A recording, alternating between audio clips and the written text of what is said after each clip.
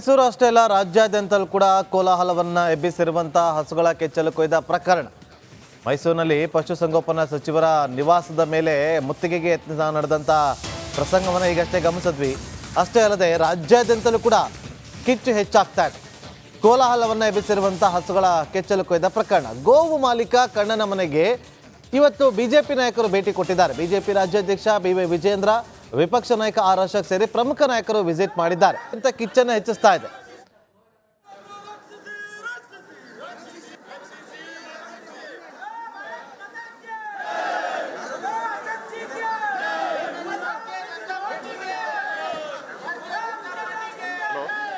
S Nagendra Babu, ಖಂಡಿತವಾಗಲೂ ಕೂಡ ಚಾಮರಾಜಪೇಟೆಯಲ್ಲಿ ಆದಂತಹ ಈ ಒಂದು ಘಟನೆ ಏನಿದೆ ಇದು ಕೇವಲ ಬೆಂಗಳೂರಿಗಷ್ಟೇ ಸೀಮಿತ ಅಲ್ಲ, ಇಡೀ ರಾಜ್ಯ ರಾಷ್ಟ್ರ ಮಟ್ಟಕ್ಕೂ ಕೂಡ ಇದರ ಕಿಚ್ಚು ಹಚ್ತಾ ಇರ್ತಕ್ಕಂಥದ್ದು. ಈಗ ತಮಗೆ ಈಗಾಗಲೇ ಗೊತ್ತಿರುವಂತೆ ಈ ವಿಚಾರ ಈಗಾಗಲೇ ರಾಜ್ಯ ಬಿಜೆಪಿ ಕೂಡ ದೊಡ್ಡದಾಗಿ ಕೈ ಎತ್ಕೊಂಡಿರ್ತಕ್ಕಂಥ ಹೋರಾಟದ ಸ್ವರೂಪದಲ್ಲಿ ಎತ್ಕೊಂಡಿರ್ತಕ್ಕಂಥದ್ದು. ಇವತ್ತು ಕೂಡ ಆರ್ ಅಶೋಕ್ ಅವರು ವಿರೋಧ ಪಕ್ಷ ನಾಯಕರು, ಹಾಗೆ ಪಿ ಸಿ ಮೋಹನ್ ಕೇಂದ್ರ ಸಂಸದರು ಏನಿದ್ದಾರೆ ಇವರ ನೇತೃತ್ವದಲ್ಲಿ ಇವತ್ತು ಒಂದು ಬಿಜೆಪಿಯ ನಿಯೋಗ ಇವತ್ತು ಏನು ಹಸು ಮಾಲಕರು ಏನಿದ್ರು ಗೋಪಾಲಕರು ಕರುಣ ಅವರ ಕುಟುಂಬಕ್ಕೂ ಕೂಡ ಭೇಟಿಯಾಗಿ ಸಾಂತ್ವನವನ್ನು ಹೇಳಿದ್ದಾರೆ.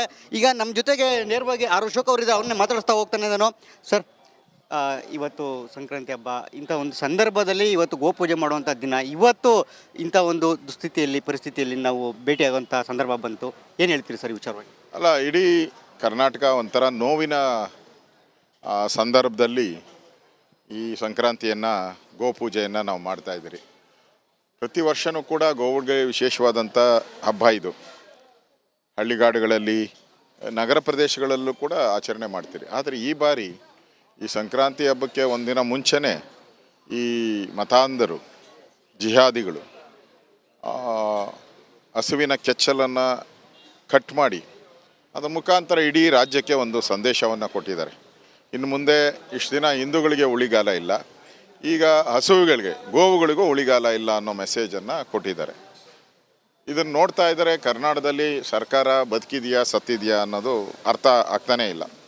ಒಂದು ಕಡೆ ಸಿದ್ದರಾಮಯ್ಯನವ್ರು ಹೇಳ್ತಾರೆ ನಾನು ಭಾಳ ಪವರ್ಫುಲ್ ಮುಖ್ಯಮಂತ್ರಿ ಅಂತ, ಇಲ್ಲಿ ನೋಡಿದ್ರೆ ಪವರೇ ಇಲ್ಲದಿದ್ದ ಮುಖ್ಯಮಂತ್ರಿಯಾಗಿ ಕೆಲಸ ಮಾಡ್ತಾ ಇದ್ದಾರೆ. ಅವ್ರಿಗೆ ನಿರಾಸಕ್ತಿ ಬಂದ್ಬಿಟ್ಟಿದೆ ಔಟ್ ಗೋಯಿಂಗ್ ಮುಖ್ಯಮಂತ್ರಿ ಅಂತ. ಇವತ್ತು ಕಾನೂನು ಸುವ್ಯವಸ್ಥೆ ಪೂರ್ತಿ ಹದಗೆಟ್ಟೋಗಿದೆ. ಇವತ್ತು ಸಂಕ್ರಾಂತಿ ಹಬ್ಬದಲ್ಲೇ ಗೋವಿಗೆ ಈ ಥರ ಅನ್ಯಾಯ ಆದರೆ ಇಡೀ ರಾಜ್ಯದ ಎಲ್ಲ ಕನ್ನಡಿಗರು ಇದಕ್ಕೆ ಪ್ರತಿರೋಧ ಮಾಡಬೇಕಾಯಿತು. ಇಲ್ಲಾಂದರೆ ಮುಂದಿನ ದಿನಗಳಲ್ಲಿ ಇದು ಹಳ್ಳಿಗಳಲ್ಲೂ ಪ್ರಾರಂಭ ಆಗ್ತೈತೆ. ಎಲ್ಲೆಲ್ಲಿ ಈ ಮುಸ್ಲಿಂ ಭಯೋತ್ಪಾದಕರ ಕೃತ್ಯಗಳು ಜಾಸ್ತಿ ಆಗುತ್ತೋ ಅಲ್ಲೆಲ್ಲ ಈ ಥರದ ಘಟನೆಗಳಾದರೆ ಹಿಂದೂಗಳಿಗೆ ನಿಜಕ್ಕೂ ಒಂದು ರೀತಿ ನೋವಿನ ಹಬ್ಬ ಆಗಿ ಪರಿಣಮಿಸ್ತಾ ಇದೆ. ವಿಸ್ತೃತವನ್ನು ಖಂಡಿಸಿ ತಾವು ಬಿಜೆಪಿಯ ಪಕ್ಷದ ನೇತೃತ್ವದಲ್ಲಿ ಪಕ್ಷದ ಒಂದಿಗೆ ಯಾವ ರೀತಿಯ ಹೋರಾಟವನ್ನು ಕೈಗೆತ್ತಿಕೊಳ್ಬೇಕು ಅಂತ ಇದ್ದಾರೆ? ನೋಡಿ, ನಮಗೆ ನ್ಯಾಯ ಬೇಕು, ಇದರಲ್ಲಿ ರಾಜಕಾರಣ ಬೇಡ. ರಾಜಕಾರಣ ಮಾಡಿ ಇದರಿಂದ ಏನು ಪಡೆಯುವಂಥದ್ದು ಯಾವುದು ಎಲೆಕ್ಷನ್ನೂ ಇಲ್ಲ, ಏನು ಎಲೆಕ್ಷನ್ ಇಲ್ಲ, ಏನೂ ಇಲ್ಲ. ನಮಗೆ ರಾಜಕಾರಣದಿಂದ ಏನು ಪಡೆಯುವಂಥದ್ದು ಇಲ್ಲ. ಆದರೆ ಈ ಥರದ ಘಟನೆ ಮುಂದೆ ನಡಿಬಾರ್ದು. ಈ ಘಟನೆ ಇಲ್ಲಿ ನಡೆದಿದೆ, ನಾಳೆ ಇನ್ನೆಲ್ಲ ಹುಬ್ಳಿಯಲ್ಲಾಗ್ತದೆ, ಇನ್ನೆಲ್ಲ ಗುಲ್ಬರ್ಗದಾಗತ್ತೆ, ಇನ್ನೆಲ್ಲ ಕೋಲಾರದಲ್ಲಾಗುತ್ತೆ ಅಂತ ಹೇಳಿದ್ರೆ ಅವಾಗ ಏನು ಮೆಸೇಜ್ ಹೋಗ್ತೈತೆ? ಇಡೀ ರಾಜ್ಯದಲ್ಲಿ ಈ ಗೋವುಗಳಿಗೆ ರಕ್ಷಣೆ ಇಲ್ಲ, ಗೋಮಾತೆಗೆ ರಕ್ಷಣೆ ಇಲ್ಲ, ಹಿಂದೂಗಳಿಗೆ ರಕ್ಷಣೆ ಇಲ್ಲ ಅನ್ನೋ ಮೆಸೇಜ್ ಹೋಗಬಾರ್ದು ಅನ್ನೋ ದೃಷ್ಟಿಯಿಂದ ಸರ್ಕಾರಕ್ಕೆ ಕಿವಿ ಹಿಂಡೋ ಕೆಲಸವನ್ನು ನಾವು ಮಾಡ್ತಾ ಇದ್ದೀವಿ. ಸೂಕ್ಷ್ಮವಾದ ವಿಚಾರ ಇದೆ. ಗೃಹ ಇಲಾಖೆ ಮತ್ತು ಮುಖ್ಯಮಂತ್ರಿಯವರಿಗೆ ಏನು ಹೇಳ್ತೀರಿ ವಿರೋಧ ಪಕ್ಷ ನಾಯಕರಾಗಿ? ನೋಡಿ, ಅಧಿಕಾರ ಶಾಶ್ವತ ಅಲ್ಲ, ಅಧಿಕಾರ ಬರುತ್ತೆ ಹೋಗುತ್ತೆ, ಆದರೆ ನೀವು ಮಾಡಿದ ಕೆಲಸ ಅದು ಉಳಿಯೋದು. ಇದು ಗೋವಿನ ಶಾಪ ನಿಮಗೆ ತಡ್ತೈತಿ. ಇಲ್ಲ ಅಂದರೆ ಮೂಕ ಪ್ರಾಣಿ ಅದೇನು ತಪ್ಪು ಮಾಡಿತ್ತದು? ತಪ್ಪು ಮಾಡದೇ ಇರೋವಂಥ ಒಂದು ಮೂಕ ಪ್ರಾಣಿಗೆ ನೀವು ಈ ರೀತಿ ಶಿಕ್ಷೆ, ಅದರ ಕೆಚ್ಚಲನ್ನೇ ಕೊಯ್ಯುವಂಥ ಒಂದು ಕೆಲಸವನ್ನು ಮಾಡಿದ್ದೀರಾ. ಸರ್ಕಾರ ಅದ್ರ ಬಗ್ಗೆ ಏನು ಕ್ರಮ ತೆಗೆದುಕೊಂಡಿಲ್ಲ, ನಾಟಕ ಆಡ್ತಾ ಇದ್ದೀರಾ. ಮತ್ತು ಗೋವಿನ ಶಾಪ ಈ ಸರ್ಕಾರಕ್ಕೆ ಮುಟ್ಟುತ್ತೆ. ಆ ಗೋವಿನ ಶಾಪದಿಂದನೇ ಈ ಸರ್ಕಾರ ಪತನ ಆಗುತ್ತೆ, ಸರ್ವನಾಶ. ಮೈಸೂರು ಅಷ್ಟೇ ಅಲ್ಲ, ರಾಜ್ಯಾದ್ಯಂತಲೂ ಕೂಡ ಕೋಲಾಹಲವನ್ನು ಎಬ್ಬಿಸಿರುವಂತಹ ಹಸುಗಳ ಕೆಚ್ಚಲು ಕೊಯ್ದ ಪ್ರಕರಣ. ಮೈಸೂರಿನಲ್ಲಿ ಪಶುಸಂಗೋಪನಾ ಸಚಿವರ ನಿವಾಸದ ಮೇಲೆ ಮುತ್ತಿಗೆಗೆ ಯತ್ನ ನಡೆದಂಥ ಪ್ರಸಂಗವನ್ನು ಈಗಷ್ಟೇ ಗಮನಿಸಿದ್ವಿ. ಅಷ್ಟೇ ಅಲ್ಲದೆ ರಾಜ್ಯಾದ್ಯಂತಲೂ ಕೂಡ ಕಿಚ್ಚು ಹೆಚ್ಚಾಗ್ತಾ ಇದೆ. ಕೋಲಾಹಲವನ್ನು ಎಬ್ಬಿಸಿರುವಂಥ ಹಸುಗಳ ಕೆಚ್ಚಲು ಕೊಯ್ದ ಪ್ರಕರಣ. ಗೋವು ಮಾಲೀಕ ಕಣ್ಣನ ಮನೆಗೆ ಇವತ್ತು ಬಿಜೆಪಿ ನಾಯಕರು ಭೇಟಿ ಕೊಟ್ಟಿದ್ದಾರೆ. ಬಿಜೆಪಿ ರಾಜ್ಯಾಧ್ಯಕ್ಷ ಬಿ.ವೈ. ವಿಜೇಂದ್ರ, ವಿಪಕ್ಷ ನಾಯಕ ಆರ್ ಅಶೋಕ್ ಸೇರಿ ಪ್ರಮುಖ ನಾಯಕರು ವಿಸಿಟ್ ಮಾಡಿದ್ದಾರೆ. ಇಂಥ ಕಿಚ್ಚನ್ನು ಹೆಚ್ಚಿಸ್ತಾ ಇದೆ.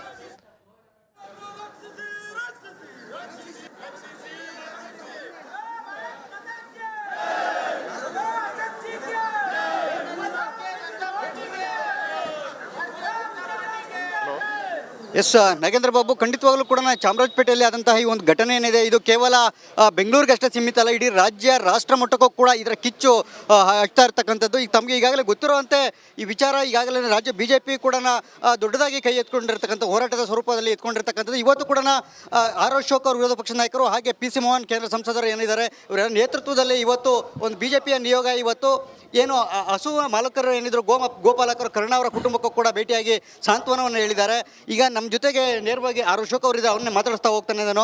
ಸರ್, ಇವತ್ತು ಸಂಕ್ರಾಂತಿ ಹಬ್ಬ, ಇಂಥ ಒಂದು ಸಂದರ್ಭದಲ್ಲಿ ಇವತ್ತು ಗೋಪೂಜೆ ಮಾಡುವಂಥ ದಿನ, ಇವತ್ತು ಇಂಥ ಒಂದು ದುಸ್ಥಿತಿಯಲ್ಲಿ ಪರಿಸ್ಥಿತಿಯಲ್ಲಿ ನಾವು ಭೇಟಿಯಾಗುವಂಥ ಸಂದರ್ಭ ಬಂತು, ಏನು ಹೇಳ್ತೀರಿ ಸರ್ ಈ ವಿಚಾರವಾಗಿ? ಅಲ್ಲ, ಇಡೀ ಕರ್ನಾಟಕ ಒಂಥರ ನೋವಿನ ಸಂದರ್ಭದಲ್ಲಿ ಈ ಸಂಕ್ರಾಂತಿಯನ್ನು ಗೋಪೂಜೆಯನ್ನು ನಾವು ಮಾಡ್ತಾಯಿದ್ದೀರಿ.